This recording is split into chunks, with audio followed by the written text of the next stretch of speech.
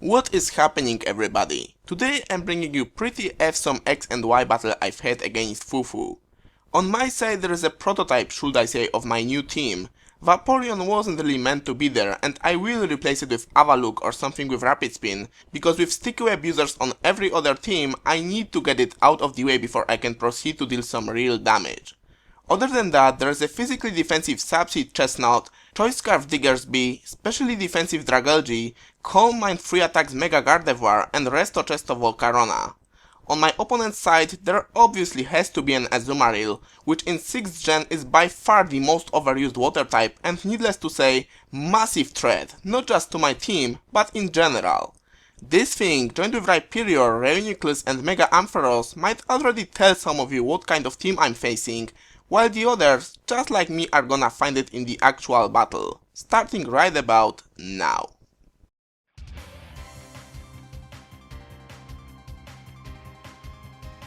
I lead off with Vaporeon, thinking that his Rhyperior is a possible Stealth Rock lead, and my Volcarona really doesn't appreciate this. He either predicts that, which would be pretty impressive for the turn 1, or just figures that Rotom can deal some good damage to everything on my team other than Diggersby, though I'm not gonna switch to it right away afraid of a Will-O-Wisp or tricking specs. So I protect to find out what kind of build he's running, because if he goes for a Volt Switch, it tells me right away that he's more offensive variant, so I have to be aware of possible trick, but if he goes for a Will-O-Wisp, which he does, it gives me a window to bring my Volcarona and set up a Quiver Dance on his switch. He predicts me to do that and hard switches to Audino, but because in Black 2 and White 2 PU I have seen approximately 7,000 different variants of this thing, I know that it could just be a Wish Passer, but my opponent could also be one of these guys running Specs Audino with Surf, so just to be safe, I switch to Chestnut. He proves to be running one of these not so common sets by going for a Yawn on my switch, so we then both end up switching on the same turn. He goes to Reuniclus to take a fighting move in case I'm holding a berry, I go back to Vaporeon because I'm not. Still, unaware what kind of team I'm facing, I switch to Gardevoir to take a Psychic or Energy Ball. Meanwhile, he sets up a Trick Room, and suddenly all of these Slowpokes, Yawn on Audino and Supporter Rotom make a perfect sense on one team. But because Trick Room takes one of his move slots and because he has Rotom, I'm thinking that he might not have a Shadow Ball, so I risk it and stay in to do some good damage to whatever he brings in. Stab Moonblast coming from Mega Gardevoir is an easy to hit KO on his Rhyperior, but of course, keeping Trick Room in mind, I switch to Chestnut, knowing that it pretty much walls this thing, and at this point, when I finally realize that I'm facing a Trick Room team, I also realize that Chestnut is gonna be very helpful in stalling it out, as long as I play my cards right. He however either predicts my switch or forgets about his own Trick Room and switches to Azumarill to take another Moonblast. In any case, even though I'm physically defensive, I don't really wanna stay in against this thing, especially if it's Choice Banded, and let me tell you, if you don't know what kind of Azumarill you are facing, there is 70% chance that it's Choice Banded and 30% chance that it's a Belly Jet, and on a Trick Room team, first variant seems like a better option. Back to the battle. I use Spiky Shield knowing that I'm gonna need every tiny bit of damage I can get on this thing, and then I switch to Vaporeon to take another Play Rough. Even with a lot of defensive investment, it does almost half, confirming that he is indeed Choice Banded, but almost makes all the difference, because I am able to Wish Stall him. Knowing that, he switches back to Audino as I set up a Wish, and then yawns me as I go for a Toxic just to get some passive damage on this thing. But now that I know that this thing is just a Trick Room supporter, rather than switching back to Chestnut and going through a stall, which is eventually gonna happen anyway, I go to Gardevoir to hit something hard on the switch in. He decides to sacrifice one turn of the Trick Room and go for another Yawn to ensure a safe switch, and then brings his Azumarill as I go back to Vaporeon. Because I'm not in the range where he could take me out, he decides to bring his Ampharos as I go for a Scald rather than Protect, knowing that he isn't gonna stay in and waste his Trick Room turns. Then I Protect just to stall out the last turn of the Trick Room, and this, ladies and gentlemen, is why Trick Room teams are almost never seen in higher tiers. If there would be a hold item that lengthens it from 5 to 8 turns, just like Damp, Heat, Smooth and Icy Rock on manual weather teams, Trick Room would be much more common and harder to deal with. But anyway, because he went for a Dragon Pulse as I protected, I'm pretty sure that he's gonna switch it up to Electric Attack predicting my Gardevoir, which is why I bring my Diggersby. Though.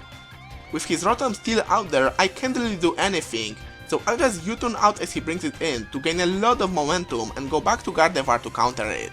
What I didn't expect is that he's gonna be running Choice Scarfed Rotom on a Trick Room team, but I guess it can be useful equipped with Trick or just to deal damage outside of it. I pay for not considering that possibility by taking a stab Shadow Ball to the face, but thankfully Mega Gardevoir is a beast and my own Shadow Ball straight out takes him out, giving my Diggersby a green light to do some work. Back comes Audino, and I think you start noticing the pattern by now, but I decide to break it even at the cost of losing my Gardevoir and just hit him with a Moonblast, which from this range is a solid 2-hit KO. He however has no intentions of taking me out. Instead, he sets up a Trick Room once again and then passes a Healing Wish to Rhyperior, so before I know it, I'm facing this massive threat at full health. Thankfully, my Chestnut is still there ready to take him on, and although he predicts my obvious switch and goes for a Fire Fang, it only does about 1/3 after leftovers, meaning that I can stall him out with Leech Seed and Spiky Shield. So once again we end up with this situation where he has no choice but to switch out, and then I just go for a Spiky Shield against his Reuniclus, so the Trick Room ends and all he managed to do is 42 damage to my Chestnut. That's it. Now I switch to Vaporeon as he sets it right back up and go for a Toxic, hoping that maybe, just maybe he doesn't have a Magic Guard, but let's face it, if not Magic Guard, Reuniclus would live happily with Behem in NU and never see higher tiers, so I pretty much gave him a free turn right there. Then we're back to stalling, but not for long because he finally manages to break part of my defensive core with a crit Psychic, which I'm actually glad about, as ridiculous as it sounds, because from there we finally start making progress with the battle. Now here comes a good part. I go to Volcarona because using the secret technique of counting to 5, I know that Trick Room is about to end on the next turn, so I can set up a Quiver Dance and proceed to do damage. Meanwhile, he switches to Rhyperior, and I really need to know how much a +1 Backbass will do to him before I decide whether sacrificing my Volcarona is worth it or not. So I open up my calcs, start entering all the required informations, and then the game got impatient and decided for me. Alright, chums up. Ready, guys? Let's do this. Leroy Dragons! Yep, I learned about the turn time limit. The hard way. In fact, this turn was a game changer. You will soon see. I go back to Chestnut to force him out once again and use that turn to set up a substitute. Unfortunately, because of Magic Guard, I can't do much to this Reuniclus, but I decide to sub-stall him a little more and do some damage with a low kicks, knowing that it might be crucial to whether he goes down to a Shadow Ball from Gardevoir or not. He sets up a Trick Room predicting my switch, seeing that I'm not going anywhere, breaks my sub with a Psychic, and then finally reveals that he is carrying Recover, meaning that he has nothing to touch my Gardevoir. With that new piece of information, my plan is to stall his Trick Room out once again, let him take me out on the turn it ends, bring my Diggersby and U-turn out to Gardevoir to finish him off. But, thinking that my Diggersby is banded, he decides to sack his Ampharos to get a free switch to Azumarill. Knowing that he isn't gonna make unnecessary over predictions with his MVP on the field, I switch to Dragalge to take an obvious Aqua Jet. I go for a Sludge Bomb on his switch, and then Dragon Tail his Reuniclus out before he sets up a Trick Room. What, you didn't know that Dragon Tail has higher priority than Trick Room? Me neither, I just knew that I can take one Psychic from him. You learn something every day. His Rhyperior gets dragged out, which is what I was hoping for, because I am actually carrying Skull to deal with ground types.